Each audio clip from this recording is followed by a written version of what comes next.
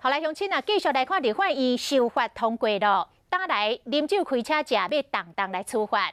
立法院长苏家全早起来召开着调野协商，已经拼入今仔日三读通过啊。其中较有争议的，像这个连坐法，立委的共识是以刑法的规定，这个0.25毫克来做标准，来作为裁罚的依据。啊，若坐公车的乘客连坐法要罚1万块。另外，酒精所的部分要强制来加装，这个啉酒的当事人都要家己开钱来买。调野协商前，立法院长苏家全搁在外头讲一句话：今天会三读，今天会三读。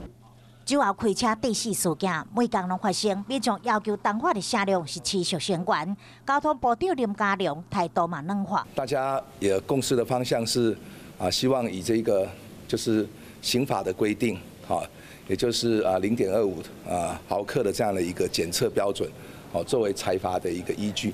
而不是由当事人去举证。在公车乘客连坐处罚项目，国民党立委提案，明早驾驶人啉酒、搁搭车，处1万的罚款。另外，司法上针对酒驾者车辆强制加装酒精锁，交通部嘛支持。目前立法的方向大家的共识是朝由当事人要来付费，那有一个日出条款，所以这个部分也给我们时间还有做好配套。来针对这个情节比较严重的部分，我们来适用。毛立委划出这罚款，对原本的上限9万块，加赔到18万，或者是拒绝酒测者，要重新吊销驾照。提案无共，就等协商了后，答案就出炉。